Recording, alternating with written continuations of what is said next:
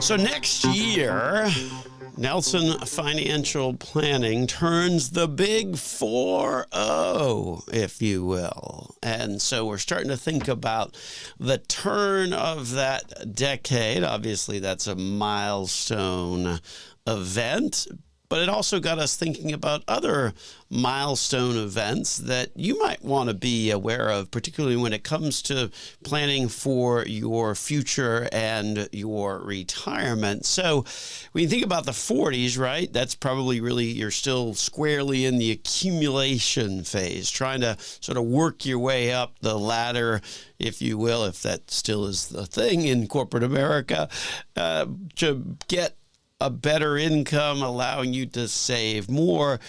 On the program, we're going to talk about some of those things that you need to consider when you hit your 50s, when you hit your 60s, when you hit your 70s. And these are things that really are going to be important in order to make sure that you are in the best financial shape possible. Because if you overlook or you miss a milestone in terms of the kinds of things that you need to be thinking about, it could certainly cost you a tremendous amount of money. So we're going to be talking about that on the program. Plus, 2 weeks to Christmas, right? Hopefully you have started your shopping, or I guess maybe not. At my house, we generally like to get an early jump on it. Our philosophy is twofold. First of all, there's always kind of a lot of deals, particularly if you think about, those few days right after Thanksgiving. You've got Black Friday, Cyber Monday, all of that. Got some good deals out there. So we always like to take advantage of that. And then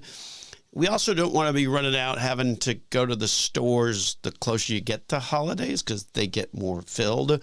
And then for us, on a personal basis, once the kids start coming home around the holidays, you definitely don't want to be running out and trying to find stuff or wrap stuff or whatever the case may be. So sort of have that deadline coming up in just really a couple of weeks from tomorrow, based upon when the air date of this program. It's 2 weeks from tomorrow is Christmas, and so it really got us thinking then, well, a week after that means it's going to be December 31, and that means that we will be putting 2023 in the books and onward to 2024. So we thought it would be also good to chat a little bit with you about a variety of things that you can still do. It's not too late in the year to do these things that you can still do between now and December 31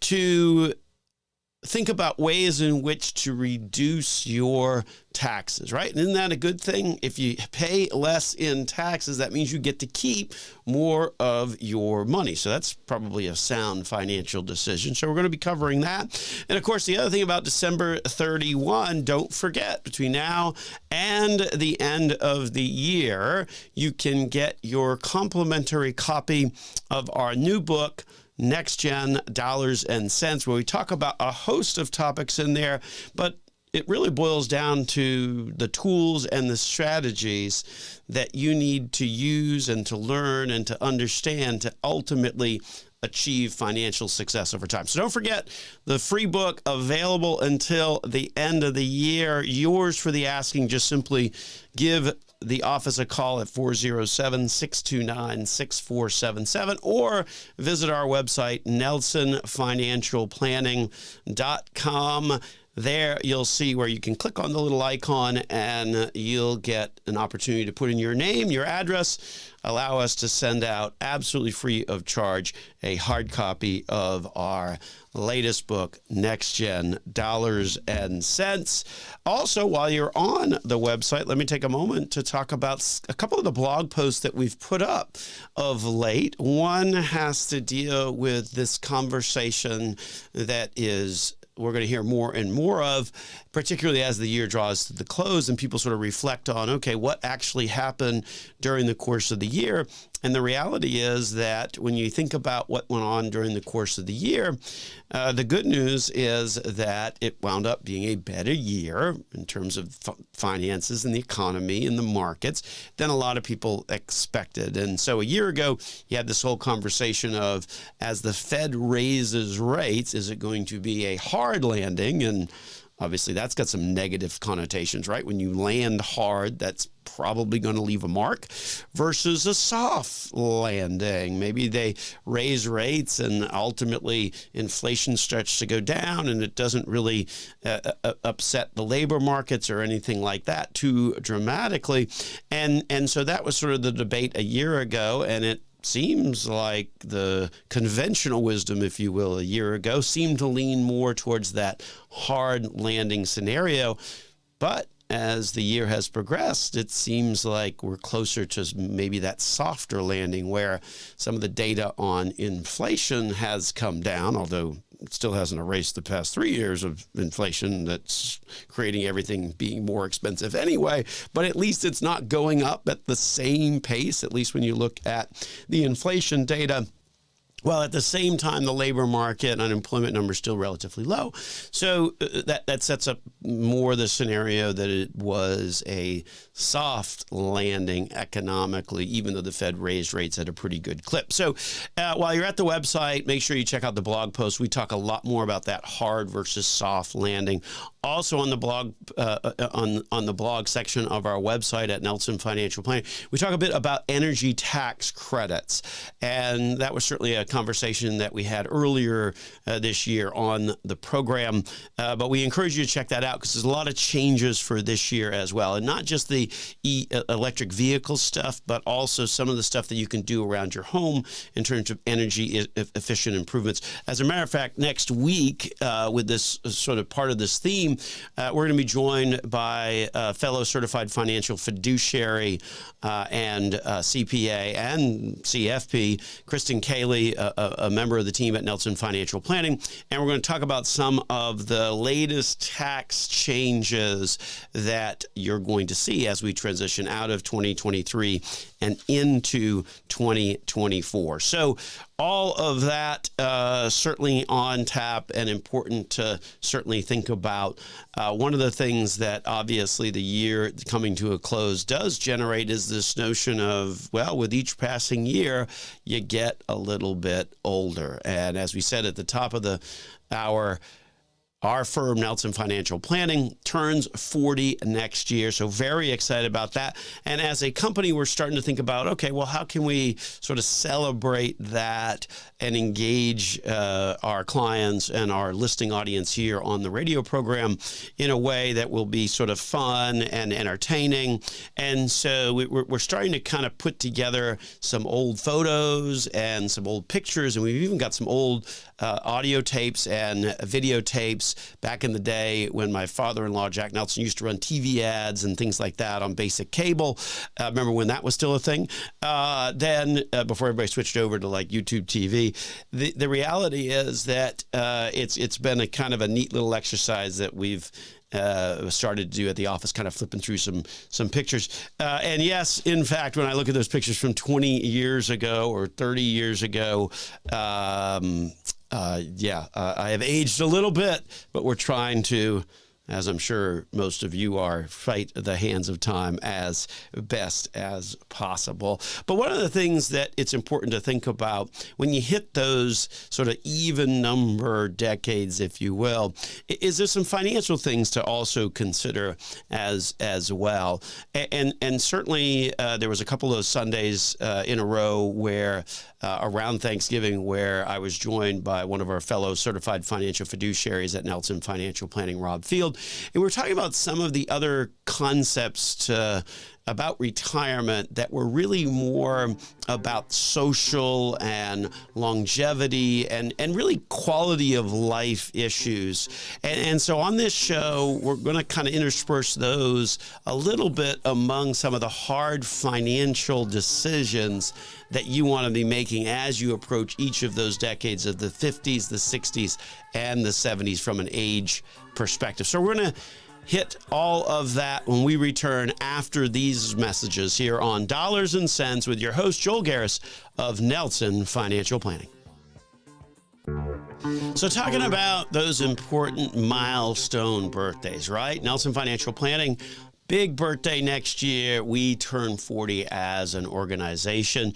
But if you're approaching your 50 or 60 or 70th birthday, those are also some significant milestones as well that require you to really reflect and think about some of the financial decisions that you need to be thinking of as you approach those ages. You know, the week before Thanksgiving, the week after, Rob Field joined me here on the program, and we talked about some of the things that were a little less financially related, but ultimately went directly to the quality of your retirement. Who do you want to be around? How do you want to spend your time?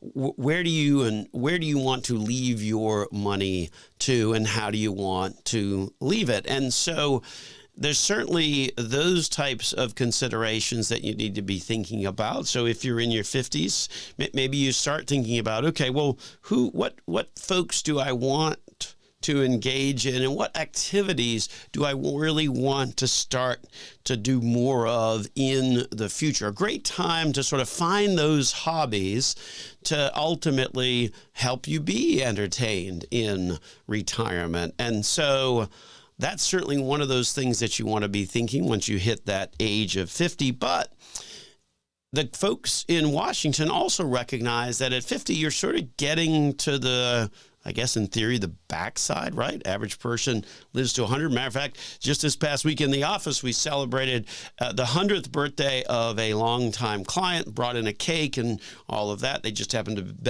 be in the office last week, the week before they had turned 100. So we thought it'd be fun to bring in a cake, and even I sang happy birthday, which if you've ever heard me sing, you are probably pretty rare because it's not particularly good. But it was a fun little mark of the occurrence of longtime friend and client's 100th birthday. So at 50, I guess if we're living to 100, right, then that's kind of the halfway mark. And so what the government allows you to do at age 50 is to start to save more for your retirement. So that's a big deal, right? Because maybe if you didn't accumulate as much as you probably should have in your 30s and 40s because you were busy raising the kids and spending money on them, at 50, you've got an opportunity to try and catch up. And that's the concept of why those catch-up contributions exist once you turn 50. So what does that mean?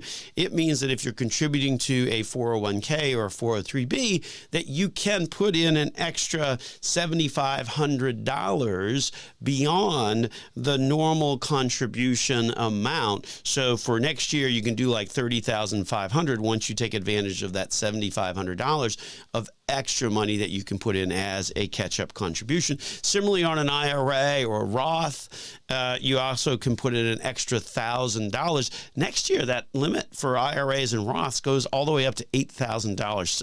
I mean, it's amazing how much that has increased in terms of the amount that you can contribute. But again, the catch-up contribution that is immediately available to you at age 50 allows you to save more for your retirement. So that's certainly something that you want to be thinking about once you hit 50 is, okay, how do I possibly maximize that and save a little bit more on a regular basis in order to put away that extra money. So that's an important consideration at 50. While we're still in your 50s, there's another important consideration to be thinking about when it comes to age 55. Now, this one is relatively unique, and it applies to folks that are retiring early and are looking to get some income from their retirement accounts, but don't want to pay the penalty that would generally apply because it is considered an early withdrawal if you're taking money out at age 55. So one of the things that you can do is if you take your income from your retirement account that is still part of a qualified employer plan, that's got to meet that definition, it's got to be a qualified employer plan, then even though you're not 59 and a half, even though you're only age 55, then you can still take that money out as an income stream and not have to worry about the penalty for early withdrawal. So certainly a big issue that is available for you at 55, should you want to retire early and use your 401k monies to help generate some income for you in retirement. So here's the caveat on that. And we see people that have run into this one before. And the problem is it really can cost you money if you make the bad decision or the wrong decision at this point in time. Look, the ability to avoid the 10% penalty only applies to distributions from a qualified employer plan. A qualified employer plan is not an IRA. So we've certainly seen cases where people retiring went ahead and retired, but then were told that they should, roll your 401k over to an IRA. That's exactly what you don't want to do, because then you lose the flexibility of being able to take income out of that plan and not have to worry about the 10% penalty. So just be aware of this one. If you're fortunate enough to be on a track where you're retiring mid to late 50s, there's definitely some things to be aware of when it comes to how you're generating out that income, and more importantly, where you're generating it from as well. And then, of course, there's the other age, 59 and a half, that's important when you're in your 50s. At 59 and a half, there's no penalty for where you can take money out of from a retirement account. From a life aspect, we would say that's a good stage to sort of practice living in retirement, to get an understanding of what it is that you're going to be spending on, so there aren't any surprises when you actually get into retirement. You know, a great exercise to do in your 50s is spend 6 months or 12 months thinking about, okay, if my income is going to be X in retirement, what are my expenses going to be? And is that amount of that X number of dollars per month going to cover the expenses and the type of lifestyle that I want to live in retirement? It's really important when you're in your 50s to sort of run that analysis and see how close you are, or hopefully how far off you are, because that becomes more and more crucial as you go through an age, particularly as you are approaching retirement. So certainly some important things to think about as you're in that decade of your 50s from a financial and retirement point of view. Here on the program, of course, this is Dollars and Cents, where we are, or at least Nelson Financial Planning, our firm is approaching our 40th anniversary next year. Over the course of the years, Dollars and Cents has grown to be one of the longest running radio programs here in Central Florida, also coming to you on a host of radio stations throughout the Central Florida region. And I guess probably another difference is that it is now a podcast. So when this first started, podcasts weren't a thing. And of course, now we were rated as one of the top 25 financial planning podcasts over the course of the past couple of years. And so if you are interested in subscribing on your favorite podcast platform, make sure you subscribe to us when you are on that particular channel. If you have any trouble finding us, make sure you go to our website, Nelson Financial Planning, and you'll get connected to the various channels and platforms that exist based on clicking on just the icons. Once you're there, you subscribe, and then that way you know when we upload new content. Also, of course, when you're on our website at Nelson Financial Planning, make sure you take advantage of our complimentary free book offer published this fall in October. Next Gen Dollars and Cents is available free for the asking between now and the end of the year. It's a great tool for you to use to help educate yourself on some of the financial tools and strategies that you need to achieve success over time. My name, of course, is Joel Garris.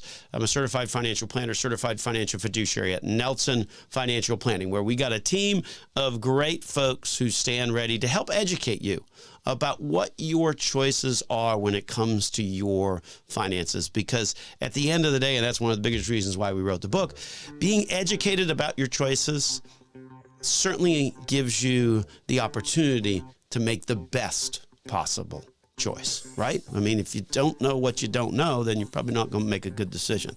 Become educated about your choices. That is certainly something that we believe in very strongly at Nelson Financial Planning. One of the big reasons why we do this radio program and have been doing this radio program every week for almost 40 years. So with that, we will take a break and return after these messages here on Dollars and Cents with Joel Garris of Nelson Financial Planning. On the program, we're talking about some of the big things to be thinking about as you hit those big birthdays. So in the last segment, we were talking about some of the things to be thinking about when you hit your 50th birthday and what to be thinking about as those years in your 50s unfold. We'll shift now to this segment. Okay, you're hitting 60. What are some of the things that you need to be thinking about in that decade as well? And the reality is that it's a lot about Social Security and Medicare, right? So, of course, at 62, you've got the potential to collect Social Security. But a couple of caveats on this one. First caveat is it's going to be a lot less money than you would have gotten at your full retirement age, which for most people these days is age 67. The other part is that, and this is the part that I think a lot of people get tripped up on, between 62 and your full retirement age, which for most people is 67, there is a limit on how much work income, how much earned income that you can make. Now, work income, earned income is sort of as it sounds. It's money that you get by, in essence, punching a time clock somewhere. And yes, I know people don't punch time clocks anymore, or few people do punch time clocks than they used to, but that's conceptually what that type of income is that Social Security looks at to determine whether you've got to give back some of your Social Security. And the number's relatively low. Every year it changes, so next year will bump up a little bit. It's basically around $23,000, $24,000 of earned income that you can make. If you are above that and you are collecting Social Security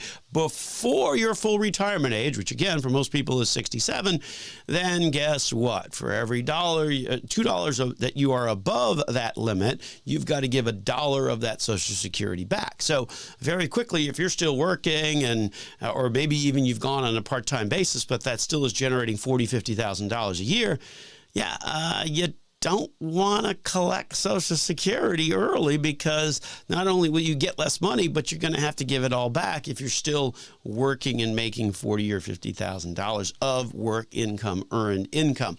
The kicker there is that retirement income doesn't count towards that. Pension income doesn't count towards that.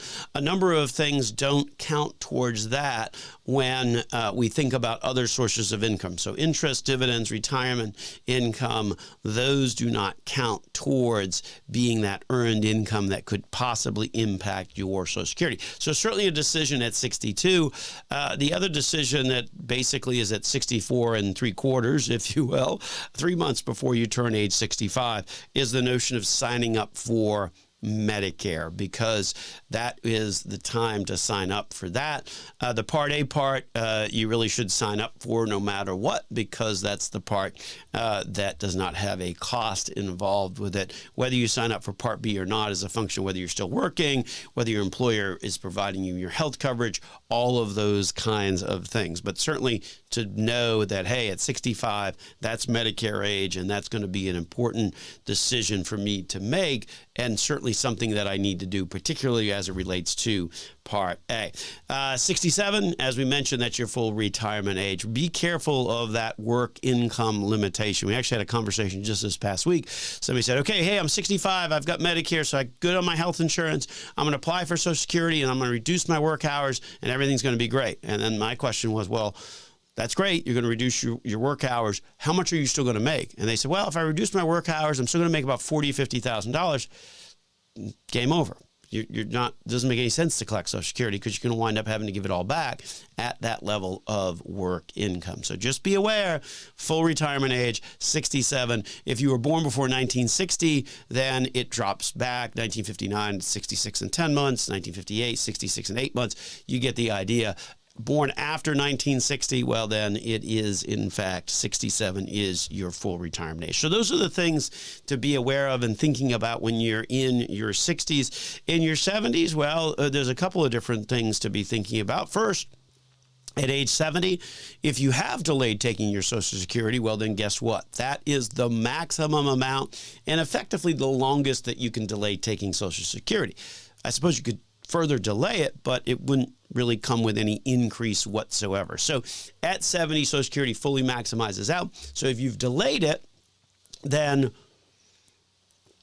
at 70, then you can say, okay, I'm now going to start to collect it. Obviously, it's immaterial because you're past your full retirement age about how much other income you're bringing in from work or what have you, because once you're past your full retirement age, and there's no earnings limitation in terms of what you can make and not have to pay that Social Security back. So, but at 70, it maximizes out in terms of the most amount of the benefit that you can get under Social Security. 70 and a half used to be the required minimum distribution age for money to come out of your retirement accounts. That's not the case now. Now it is 73, where you've got that required minimum distribution to the extent that it is your account. Don't forget, if you inherit a retirement account, then you've got a required minimum distribution typically right away, particularly if the person that you're inheriting it from started or had to take their own required minimum distribution. If they had to do that,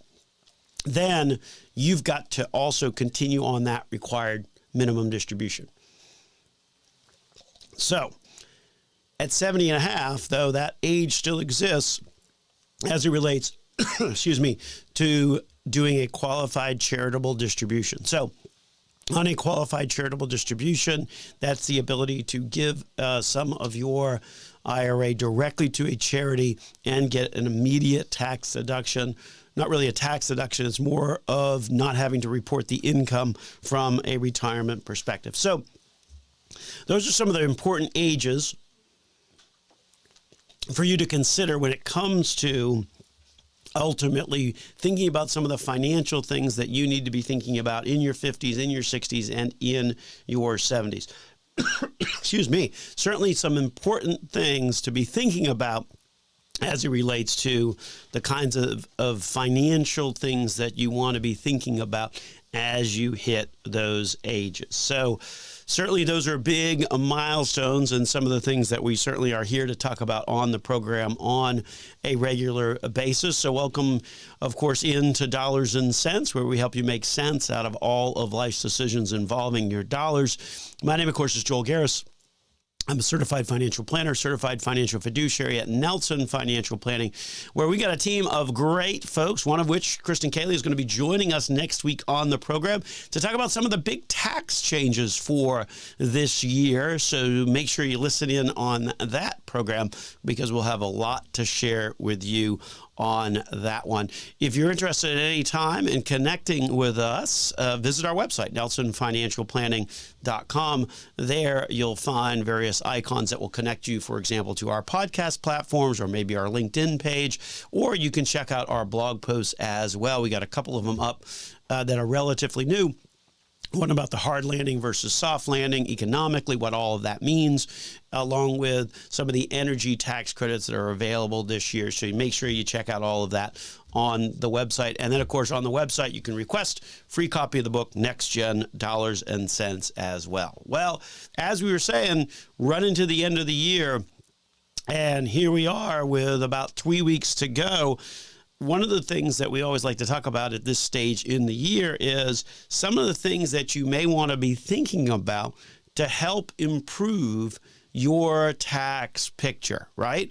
The reality is that when we think about the year, there's still some time left in the year to start to think about, okay, how can I take some action to ultimately save me money on my taxes. Now, the reality, of course, is that if you're going to save on your 2023 taxes, you got to get it done by December 31. So that's 3 weeks and a day from the airing of this program. And so consequently, we wanted to share with you some of the thoughts on that. One of the biggest things that you want to be doing as you think about taxes and how to minimize, how to save money between now and the end of the year, is you've really got to be checking your tax withholding and your estimated taxes.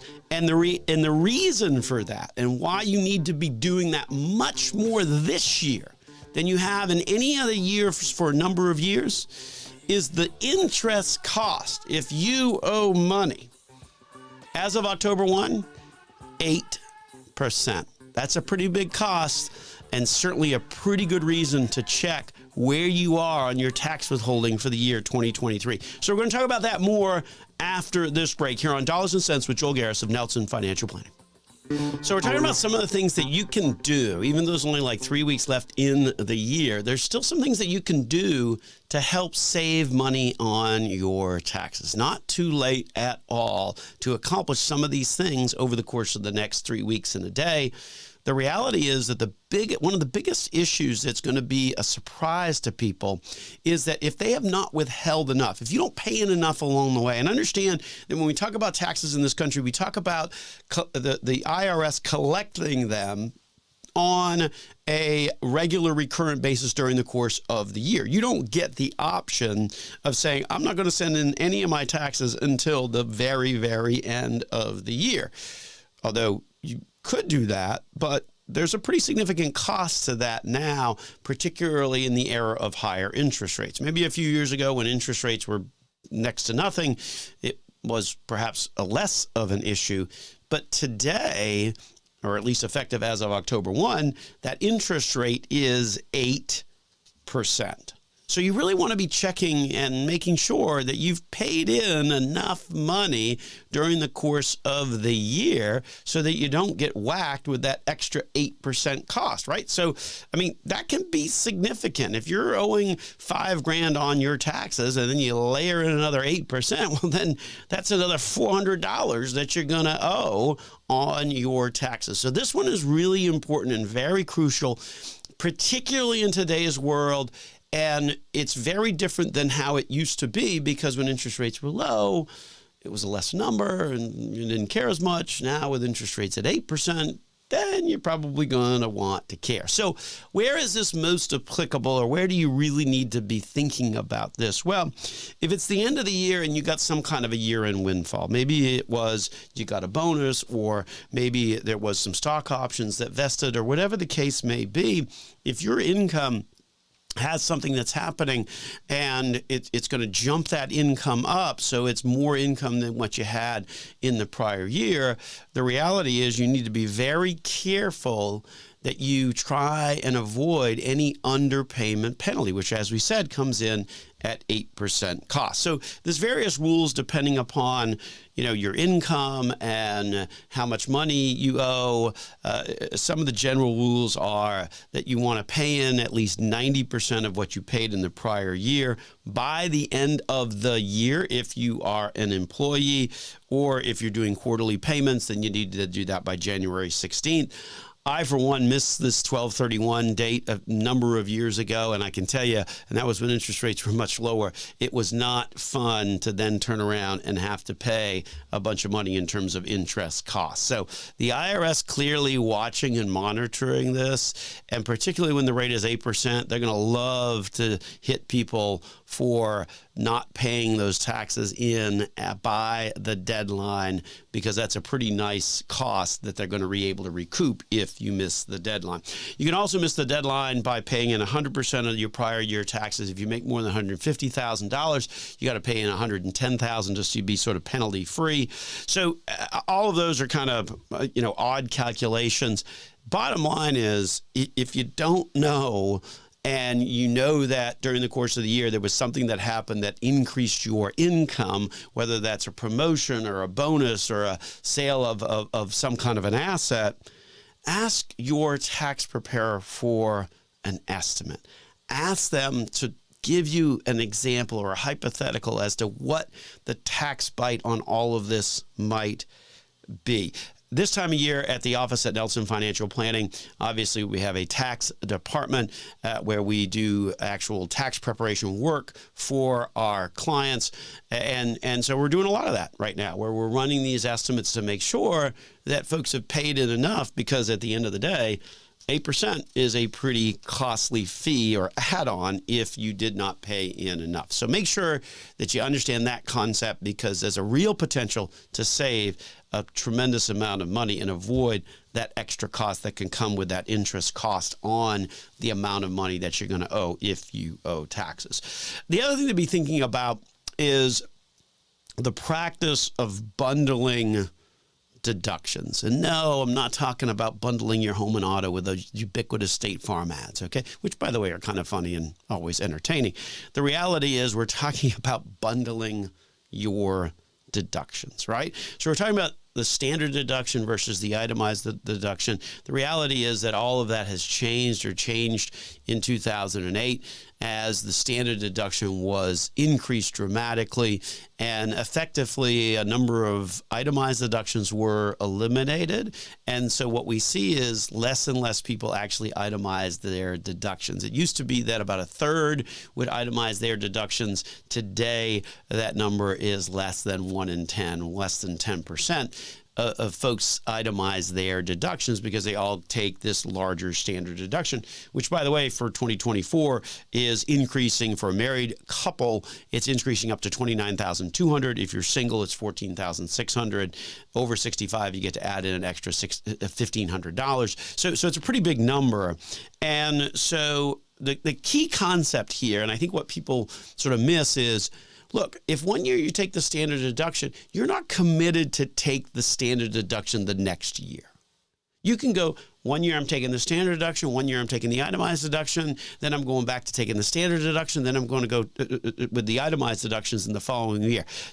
You're not committed to staying on one side or the other.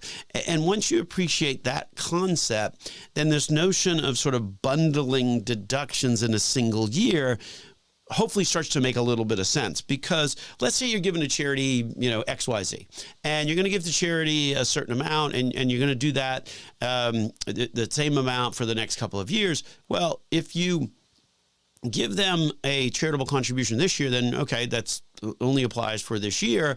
And then you turn around and give them another one next year. Well, okay, that's only going to apply for that year. Because when you give money to a charity, the year in which you gave the money, it matters most. So, or that's the only way it matters. But if you take that contribution that you would have given next year and put it into this year, bundling those charitable contributions then allows you the greater opportunity to be able to bundle those charitable contributions together and then wind up having a larger charitable deduction in this year, which then might afford you the opportunity to do itemized deductions this year, and then next year you flip back and do the standard deduction.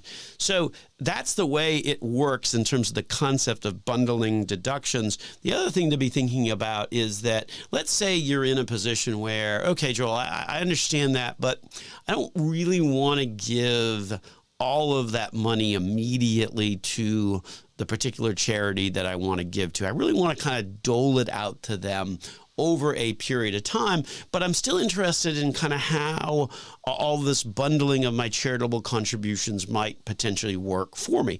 Well, one of the things that you can do is you can use what is known as a donor advised fund. A lot of people refer to it as DAF, but that assumes that you know what the letters mean. A DAF is a donor advised fund. And how that works is this. If you put money into a donor advised fund, then that is in essence, you get the full amount of the charitable contribution of the money that you put into that donor advised fund. Whereupon you can then use that donor advised fund to dole out money to whatever charities you want with whatever time frame you want. Now, here's the thing. Once you put that money into a donor advised fund, that's it. That's like writing the check or giving it directly to your favorite charity. But the donor advised fund, by putting that money in, you get the full deduction of the contribution, but with the donor advised fund, the money can sit there, grow and accumulate, and then be doled out over time. So that's a great way to use a donor advised fund to accomplish this bundling concept, if you will, as it relates to deductions. So an important concept there. We've got some other things that are important as well when it comes to tax changes, which is going to be our topic next week when we are joined here on the program by fellow certified financial fiduciary, CPA and CFP, Kristen Cayley, joining us next week on the program. So we're going to wrap it on up and get on out of here. This, of course, has been Dollars and Cents. If you like what you heard or you want to learn more, just give us a call at the office. It's 407-629-6477. Be sure to visit our website, nelsonfinancialplanning.com. You can connect to us on our various podcasts and social media platforms that way. And also request a free copy, hard copy of our new book, Next Gen Dollars and Cents. This has been Joel Garris of Nelson Financial Planning, and you've been listening to Dollars and Cents.